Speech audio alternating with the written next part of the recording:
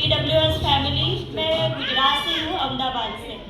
ठीक आहे, माझं नाव आहे अस्मिता पाटील। थँक्यू सो मच कुंदन सर की तुम्ही लेडीजसाठी म्हणजे मराठी हिंदी लोकांसाठी हा प्लॅटफॉर्म काढलेला आहे, खूप छान। आणि जसं आता माझं 25K कंप्लीट झालेलं आहे, असंच नेक्स्ट टाईम मी 1K कंप्लीट करेन, सॉरी